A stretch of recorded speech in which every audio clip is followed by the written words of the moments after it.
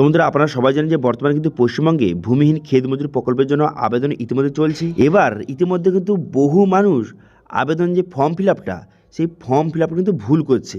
বিভিন্ন জায়গায় বিভিন্ন মানুষ কিন্তু ভুল করছে। তো সেই জন্য অনেকের কিন্তু ফর্ম বাতিল হতে চলেছে।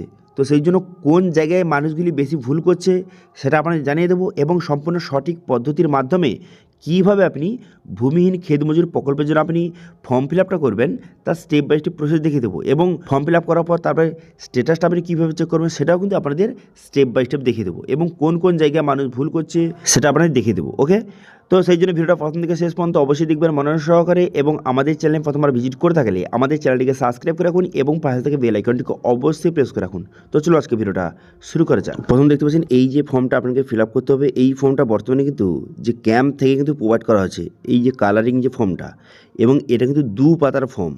এই ফর্মটা কিন্তু আপনাকে জমা দিতে হবে। এবার কীভাবে সঠিক পদ্ধতিতে ফিল আপ করবেন আপনারা দেখে নিন। প্রথম দেখতে পাচ্ছেন এখানে ফটো কিন্তু মারাতে হবে। ফটোটা পাসপোর্ট সাইজের ফটো হবে, ব্যাকগ্রাউন্ড সাদা হলে ভালো হয়, সেই ফটো কিন্তু আপনাকে মারিয়ে দিতে হবে। ঠিক আছে, ফটোটা মারিয়ে দেওয়ার পর তারপর আপনি কী করবেন, তারপরে কিন্তু এখানে আপনার পার্সোনাল ডিটেলস কিন্তু আপনাকে বসাতে হবে। সেই জন্য আপনি কী করবেন, এখানে বলে দিয়েছি যে নাম, এখানে ক্যাপিটাল লেটারে কিন্তু ফর্মটা ফিল আপ করবেন। সেই জন্য আপনার নামটা এখানে সঠিকভাবে বসিয়ে নেবেন। এখানে আপনার নামটা সঠিকভাবে বসিয়ে দেওয়ার পর তারপরে রেসিডেন্সিয়াল অ্যাড্রেস, আপনার ঠিকানা কিন্তু বসাতে হবে। সেই জন্য আপনি কী করবেন, এখানে আপনার বাসস্থানের ঠিকানা কিন্তু আপনাকে বসাতে হবে। সেই জন্য আপনি কী করবেন, এখানে দেখতে পাচ্ছেন ভিলেজ, এখানে গ্রামের নামটা বসিয়ে নেবেন। বসিয়ে নেওয়ার পর গ্রাম পঞ্চায়েতের নামটা বসাবেন। তাহলে পোস্ট অফিসের নামটা বসিয়ে নেবেন। এগুলো কিন্তু সবগুলো ক্যাপিটাল লেটারে বসাবেন। সবসময় ফর্ম ফিল আপ ক্যাপিটাল লেটারে করার চেষ্টা করবেন। ওকে, তারপর আপনি কী করবেন, ব্লকের নামটা এখানে বসিয়ে দেবেন। বসিয়ে দেওয়ার পর পুলিশ স্টেশন, থানার নামটা বসিয়ে নেবেন। বসিয়ে নেওয়ার পর ডিস্ট্রিক্ট, অর্থাৎ যে জেলার নামটা এখানে বসিয়ে নেবেন। বসিয়ে নেওয়ার পর পিনকোড, এখানে পিনকোডটা কিন্তু সঠিকভাবে বসিয়ে নেবেন। ঠিক আছে, বসিয়ে নেওয়ার পর তারপর আপনি কী করবেন, তারপর এখানে বলা হয়েছে যে ফাদার্স অথবা হাজব্যান্ড নেম। এবার যারা কিন্তু যে বিবাহিত মহিলা আবেদন করছেন তার স্বামীর নামটা বসিয়ে দেবেন। এখানে ছেলে মেয়ে উভয় কিন্তু আবেদন করতে পারবেন 18+ বয়স হলে, কোনো রকম সমস্যা নেই। শুধু নিজের নামে জমি না থাকলেই হলো, এবং তারা যদি কৃষক বন্ধু অথবা লক্ষ্মী ভাণ্ডার পায় তাহলে কিন্তু হবে না। কৃষক বন্ধু লক্ষ্মী ভাণ্ডার বাদে আপনার যদি নিজের নামে জমি না থাকে সেক্ষেত্রে আপনি আবেদন করতে পারেন। এবার যুবসাথী থাকলেও হবে, কোনো রকম সমস্যা নেই আবেদন করতে। ওকে, তারপরে বসিয়ে নেওয়ার পর তারপর আপনি আবার ডেট অফ বার্থ, এখানে আপনার ডেট অফ বার্থটা বসিয়ে নেবেন। বসিয়ে নেওয়ার পর তারপরে 1/4/2026 অনুযায়ী আপনার বয়সটা কত সেটা আপনি সঠিকভাবে বসিয়ে নেবেন এখানে। ঠিক আছে, বসিয়ে নেওয়ার পর তারপর আপনি কী করবেন, জেন্ডার, এখানে মেল বা ফিমেল জেন্ডারটা আপনি সিলেক্ট কিন্তু করে নেবেন। ঠিক আছে, এখান থেকে আপনি ঠিক চিহ্ন মেরে দেবেন আপনি মেল বা ফিমেল। তারপরে এখানে কাস্ট, এখান থেকে সিলেক্ট করতে হবে যে আপনি জেনারেল, SC ST OBC যেই কাস্টের হয়ে থাকুন না কেন সেটা আপনি এখান থেকে সিলেক্ট করে নেবেন। ঠিক আছে, সিলেক্ট করে নেওয়ার পর তারপরে মোবাইল নাম্বার, ব্যাংকের সঙ্গে যেই মোবাইল নাম্বার লিঙ্ক রয়েছে সেই মোবাইল নাম্বারটা এখানে বসিয়ে দেবেন। ঠিক আছে, ব্যাংকের সঙ্গে যেই মোবাইল নাম্বার লিঙ্ক রয়েছে সেই মোবাইল নাম্বারটা কিন্তু আপনাকে বসাতে হবে। ব্যাংকের সঙ্গে মোবাইল নাম্বার লিঙ্ক থাকাটা খুবই জরুরি, এই কথাটা খেয়াল রাখবেন। আচ্ছা, এরপরে আপনি কী করবেন, এখানে আধার নাম্বার, এখানে কিন্তু আধার নাম্বার আপনাকে অবশ্যই কিন্তু বসাতে হবে। এখানে বলে দেওয়া হয়েছে যে আধার নাম্বার ম্যান্ডেটরি, তো সেই জন্য আপনারা আধার নাম্বারটা সঠিকভাবে বসিয়ে দেবেন। বসিয়ে দেওয়ার পর এবার ভোটার নাম্বার, এবার ভোটার নাম্বার কি বসাতে হবে, দেখুন এখানে অপশনাল লেখা রয়েছে কিন্তু ভোটার নাম্বারটা বসিয়ে দিবেন। ভোটার নাম্বারটাও খুব জরুরি, সেই জন্য এখানে ভোটার কার্ডের নাম্বার অর্থাৎ যে এপিক নাম্বারটা সঠিকভাবে এখানে বসিয়ে দিবেন। ঠিক আছে, বসিয়ে দেওয়ার পর তারপর আপনি কী করবেন, তারপর কিন্তু আপনাকে ব্যাংকের ডিটেলসটা এখানে দিতে হবে। দেখুন এখানে কিন্তু খুবই গুরুত্বপূর্ণ, আপনার যেই ব্যাংকের সঙ্গে আধার নাম্বার লিঙ্ক রয়েছে সেই ব্যাংকের ডিটেলসটা কিন্তু আপনাকে দিতে হবে। সেই জন্য আপনার ব্যাংকের যে নামটা রয়েছে সেই নামটা কিন্তু সঠিকভাবে এখানে বসিয়ে নেবেন। ঠিক আছে, ব্যাংকের যে নাম রয়েছে সেই নামটা বসিয়ে দেবেন। বসিয়ে নেওয়ার পর অ্যাকাউন্ট নাম্বার, এখানে অ্যাকাউন্ট নাম্বারটা সঠিকভাবে আপনাকে বসিয়ে নিতে হবে। অ্যাকাউন্ট নাম্বারটা বসিয়ে নেওয়ার পর তারপর আপনি কী করবেন, তারপরে দেখতে পাচ্ছেন যে IFSC কোড, এখানে IFSC কোড কিন্তু সঠিকভাবে বসাতে হবে। সেই জন্য আপনি কী করবেন, ব্যাংকে যে IFSC কোডটা বসিয়ে নেবেন এখানে। বসিয়ে নেওয়ার পর তারপরে ব্যাঙ্ক নেম, আপনার কী ব্যাঙ্ক অ্যাকাউন্ট রয়েছে সেটা তো পারে SBI বা আপনার অন্য কোনো ব্যাঙ্ক অ্যাকাউন্ট রয়েছে, যেটা আপনার রয়েছে সেই ব্যাংকের নামটা সঠিকভাবে বসিয়ে দেবেন। বসিয়ে দেওয়ার পর ব্রাঞ্চ নেম, আপনার যে ব্রাঞ্চ রয়েছে সেই ব্যাংকের ব্রাঞ্চ রয়েছে যেখানে আপনি বইটা ওপেন করেছেন, ঠিক আছে, অ্যাকাউন্টটা ওপেন করেছেন, সেই ব্রাঞ্চ নেমটা বসিয়ে নেবেন। বসিয়ে নেওয়ার পর তারপরে অ্যাকাউন্ট টাইপ কিন্তু আপনাকে সিলেক্ট করতে হবে যে আপনার সেভিংস অ্যাকাউন্ট না কারেন্ট অ্যাকাউন্ট, যেটা আপনার হয়ে থাকে সেটা আপনি এখান থেকে ঠিক চিহ্ন মারবেন। ঠিক আছে, তো এখানে ঠিক চিহ্ন মেরে নেবেন এখানে আপনার ক্ষেত্রে যেটা হয়। তারপরে অ্যাটাচ ব্যাঙ্ক ডকুমেন্টস, এখানে বলা হয়েছে আপনার কি যে পাসবুক রয়েছে উইথ ফটোগ্রাফ, ব্যাংকের পাসবুক রয়েছে উইথ ফটোগ্রাফ, তো সেক্ষেত্রে কিন্তু এই প্রথম অপশান ঠিক চিহ্ন মারবে। দেখুন অনেকে কিন্তু ব্যাংকে কিন্তু অনেকের সামনে পাতায় ফটো কিন্তু মারানো থাকে না, ঠিক আছে, যেখানে কিন্তু অ্যাকাউন্ট নাম্বার লেখা রয়েছে, কিন্তু সেখানে ফটো যদি মারানো থাকে সেক্ষেত্রে খুব ভালো হয়। তো সেটা আপনি ঠিক চিহ্ন মারবেন। পাসবুক এবার ক্যান্সেল চেক থেকে গেলে সেটা ঠিক চিহ্ন মারবেন, নাহলে ঠিক চিহ্ন মারার দরকার নেই। আচ্ছা, এরপর আপনি কী করবেন, এরপর কিন্তু নমিনি ডিটেলস কিন্তু আপনাকে বসাতে হবে। সেই জন্য যাকে নমিনি রাখবেন, নমিনির নামটা এখানে সঠিকভাবে কিন্তু বসিয়ে দেবেন। ঠিক আছে, নমিনির নামটা বসিয়ে দেবেন। নমিনির নামটা বসিয়ে নেওয়ার পর তারপরে নমিনির সঙ্গে আপনার কী রিলেশন সেটা আপনি এখান থেকে সিলেক্ট কিন্তু করে নেবেন, এখানে বসিয়ে নেবেন। বসিয়ে নেওয়ার পর তারপরে আপনি কিন্তু কী করবেন, এখানে নমিনির ফাদার অথবা হাজব্যান্ড নেমটা এখানে বসিয়ে দেবেন। ঠিক আছে, নমিনির ফাদার নেম অথবা হাজব্যান্ড নেম।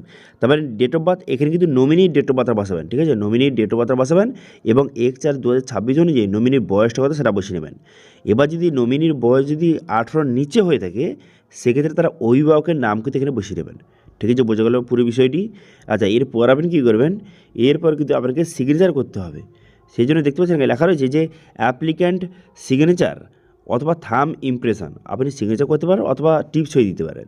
ঠিক আছে, তো এবারে এখানে আবার সিগনেচার করে নেবেন। করে নেওয়ার পর এখানে ডেটটা বসাবেন। কী ডেট বসাবেন, যেই ডেটে আপনি জমা দেবেন। ঠিক আছে, ক্যাম্পে কিন্তু ফর্মটা জমা দিতে যাবেন, সেই ডেটটা কিন্তু বসাবেন এখানে। ঠিক আছে, বসিয়ে দেওয়ার পর তারপরে দেখতে পাচ্ছেন যে অ্যাকনলেজমেন্ট রিসিপ্ট, এটা কিন্তু আপনাকে ফিল আপ করার কোনো রকম দরকার নেই। এটা কিন্তু অফিসার ফিল আপ করে এখানে এটা কিন্তু কেটে আপনাকে কিন্তু প্রোভাইড করবে। ঠিক আছে, তো সেই জন্য এটা আপনাকে ফিল আপ করার কোনো রকম প্রয়োজন নেই। তারপরে সেকেন্ড পেজে চলে আসবেন। 2 নম্বর পেজে চলে আসার পর তারপরে দেখতে পাচ্ছেন এখানে সংযোজনী এটা আধার অথেন্টিকেশন ফর্ম, এটা আপনাকে ফিল আপ করতে হবে। সেই জন্য আপনি কী করবেন, এখানে আপনার নাম, এখানে কিন্তু আপনার নামটা সঠিকভাবে বসিয়ে দিবেন। এগুলো কিন্তু অনেকে বলেছিল কিসে ফিল আপ করবে, এটাও কিন্তু ইংলিশে ফিল আপ করবেন, কথাটা খেয়াল রাখবেন। তারপরে বাবার নাম, তারপরে গ্রামের নাম, তারপরে গ্রাম পঞ্চায়েত নেম, তারপরে ব্লকের নাম বসিয়ে দেবেন। বসিয়ে দেওয়ার পর জেলার নামটা বসিয়ে নেবেন। ঠিক আছে, জেলার নামটা বসিয়ে নেওয়ার পর তারপর আপনি কী করবেন, এরপর কিন্তু এখানে আধার নাম্বার, এখানে আধার ডিটেলস কিন্তু আপনাকে বসাতে হবে। সব কিন্তু ইংলিশে ফিল আপ করবেন, বাংলায় লেখা থাকুক তা সত্ত্বেও আপনি ইংলিশে সবগুলো কিন্তু ফিল আপ করবেন। আধার নম্বর, তারপর আধার কার্ডের সঙ্গে যেই মোবাইল নাম্বার লিঙ্ক রয়েছে সেই মোবাইল নাম্বার বসিয়ে দেবেন। বসিয়ে দেওয়ার পর ভোটার কার্ড নাম্বারটা বসিয়ে দেবেন। বসিয়ে দেওয়ার পর তারপরে স্থান এবং তারিখ এবং আবেদনকারীর স্বাক্ষর। প্রথমে এখানে আপনার সিগনেচার করে দেবেন। করে দেওয়ার পর স্থান এবং তারিখটা বসিয়ে দেবেন। স্থানের জায়গায় আপনি কী লিখবেন, আপনার যে ভিলেজের নাম, গ্রামের নামটা বসিয়ে দেবেন। বসিয়ে দেবো তারিখ, যেই ডেটে আপনি জমা দেবেন সেই তারিখটা কিন্তু লিখে দেবেন। ঠিক আছে, এরপরে একটু নিচের দিকে আসার পর এখানে দেখতে পাচ্ছেন সংযোজনী 1, এটা হচ্ছে সেলফ ডিক্লারেশন ফর্ম। এটা কিন্তু আগে আলাদা ছিল, কিন্তু বর্তমানে আধার অথেন্টিকেশন এবং সেলফ ডিক্লারেশন একটা পেজে কিন্তু করে দেওয়া হয়েছে। ঠিক আছে, তো সেই জন্য আপনি কী করবেন, এখানে আপনার নাম, এখানে কিন্তু আমি উমুক, আপনার নামটা এখানে সঠিকভাবে কিন্তু আপনাকে বসিয়ে দিতে হবে। এখানে আপনার নাম বসিয়ে দিবেন। নাম বসিয়ে দেওয়ার পর তারপর আপনি কী করবেন, তারপর কিন্তু আপনার বাবার নাম অথবা স্বামীর নাম বসিয়ে দেবেন। বসিয়ে দেওয়ার পর গ্রামের নাম বসিয়ে দেবেন। বসিয়ে দেওয়ার পর গ্রাম পঞ্চায়েত অথবা মিউনিসিপ্যালিটির নাম বসিয়ে দেবেন। বসিয়ে দেওয়ার পর তারপর ব্লকের নাম বসিয়ে দেবেন। বসিয়ে দেওয়ার পর থানার নাম বসিয়ে দেবেন। বসিয়ে দেওয়ার পর জেলার নামটা বসিয়ে দেবেন। ঠিক আছে, অনেকে কমেন্ট করছিল যে আমাদের মিউনিসিপ্যালিটি আমি কি আবেদন করতে পারবো, হ্যাঁ করতে পারেন। গ্রাম পঞ্চায়েতের জায়গায় মিউনিসিপ্যালিটির নামটা বসিয়ে দেবেন। তারপরে এখানে বলা যে কৃষক বন্ধু বা লক্ষ্মী ভাণ্ডার, আপনি কোন প্রকল্পের সুবিধা পান, যেটা পান সেটা আপনি ঠিক চিহ্ন মারবেন। কিন্তু বললে কি এটা যদি ঠিক চিহ্ন মারেন সেক্ষেত্রে কিন্তু এই প্রকল্পের সুবিধা আপনি পাবেন না, সেই জন্য ঠিক চিহ্ন মারার দরকার নেই। তারপরে আপনারা সিগনেচার করে দেবেন এখানে। ঠিক আছে, আবেদনকারী স্বাক্ষর এখানে আপনারা সিগনেচার করে দেবেন। করে দেওয়ার পর স্থান এবং তারিখটা কিন্তু আপনাকে বসিয়ে দিন। যারা কিন্তু কৃষক বন্ধু পান অথবা লক্ষ্মী ভাণ্ডার পান তারা কিন্তু আবেদন করার কোনো দরকার নেই, কারণ যে কৃষক বন্ধু এবং লক্ষ্মী ভাণ্ডার পেলে কিন্তু এই প্রকল্পের সুবিধা আপনি পাবেন না। কিন্তু যুবশক্তি প্রকল্পের জন্য আপনি আবেদন করেছেন, সেক্ষেত্রে কিন্তু এই প্রকল্পের জন্য আবেদন করতে পারেন, হ্যাঁ করতে পারেন, কোনো সমস্যা নেই। তারপরে এখানে স্থান এবং তারিখটা বসিয়ে নেবেন। ঠিক আছে, বসিয়ে নেওয়ার পর তারপরে এখানে বলা হয়েছে যে আবেদনকারীর মোবাইল নাম্বার, এখানে কিন্তু আপনার মোবাইল নাম্বার কিন্তু সঠিকভাবে বসিয়ে দেবেন। ঠিক আছে, তো আবেদনকারীর মোবাইল নাম্বার, এখানে কিন্তু আপনার মোবাইল নাম্বারটা সঠিকভাবে বসিয়ে দেবেন। বসিয়ে দেওয়ার পর ব্যাস ফর্ম ফিল আপের কাজ শেষ। এবার কিন্তু ডকুমেন্টস অ্যাটাচ করতে হবে। কী কী ডকুমেন্টস, আপনার ভোটার কার্ডের জেরক্স করবেন, আধার কার্ডের জেরক্স করবেন এবং ব্যাঙ্ক অ্যাকাউন্টের জেরক্স করবেন, এবং যাকে নমিনি রেখেছেন তার আধার কার্ডের জেরক্স, এবং তার যদি ভোটার কার্ড থেকে থাকে সেক্ষেত্রে ভোটার কার্ডের জেরক্স করে সবগুলো কিন্তু যে সিগনেচার করতে হবে। দেখুন, আপনার ডকুমেন্টসে আপনি সিগনেচার করবেন, নমিনি ডকুমেন্টসে নমিনি সিগনেচার করবে, করে এই ফর্মের সঙ্গে অ্যাটাচ করে আপনাকে ক্যাম্পে জমা দিয়ে আসতে হবে। তারপরে সেখানে কিন্তু একটা রিসিপ্ট দেবে, সেখানে অ্যাকনলেজমেন্ট নাম্বার লেখা থাকবে, সেটা দিয়ে স্ট্যাটাস চেক করতে পারবেন। স্ট্যাটাস চেক করার জন্য প্রথমত এই অফিসে চলে আসবেন। এই লিঙ্ক ভিডিও ডেসক্রিপশনে প্রোভাইড করে দেবো। তারপরে ক্ষেত মজুর সহায়তা প্রকল্প, এই অপশানে ক্লিক করবেন। এই অপশানে ক্লিক করে দেওয়ার পর দেখতে পাচ্ছেন ক্ষেত মজুর আর্থিক অনুদান প্রকল্প অ্যাপ্লিকেশন স্ট্যাটাস, এই অপশানে ক্লিক করবেন। এই অপশানে ক্লিক করে দেওয়ার সঙ্গে সঙ্গে নেক্সট পেজ আপনার সামনে ওপেন হয়ে যাবে। হয়ে যাওয়ার পর ক্যাম্প থেকে যে অ্যাকনলেজমেন্ট নাম্বার প্রোভাইড করেছিল সেটা বসিয়ে চেক করতে পারেন, অথবা আপনার আধার নাম্বার অথবা আপনার মোবাইল নাম্বার বসিয়ে এখানে সার্চ বাটনে ক্লিক করবেন। সার্চ বাটনে ক্লিক করে দেওয়ার সঙ্গে সঙ্গে এখন কিন্তু বর্তমানে নো রেকর্ড ফাউন্ড দেখাবে। দেখুন সবার কিন্তু নো রেকর্ড ফাউন্ড দেখাবে। এবার এটা কিন্তু সবাই জমা নেওয়া হচ্ছে 26 তারিখের পর কিন্তু এই ফর্মগুলি অনলাইনে এন্ট্রি করা হবে, তারপর কিন্তু স্ট্যাটাস শো করবে। এবার টাকা কবে ঢুকবে? তো টাকা ঢুকতে ঢুকতে বর্তমানে কিন্তু আপনারা জানেন যে কৃষক বন্ধুর টাকা যখন দেওয়া হয় রবি মরশুমে এবং খারিফ মরশুমে যখন টাকা দেওয়া হয় সেই একই সঙ্গে এদেরও কিন্তু টাকা দেওয়া হবে। ঠিক আছে, বোঝা গেল?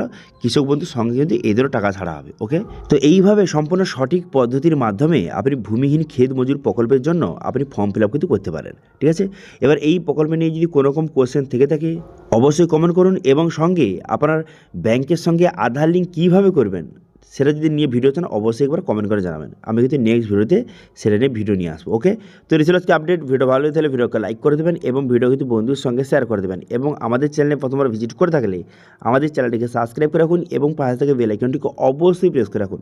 আজকে ভিডিওটা এই পর্যন্তই, দেখা হচ্ছে নেক্সট ভিডিওতে। Thank you.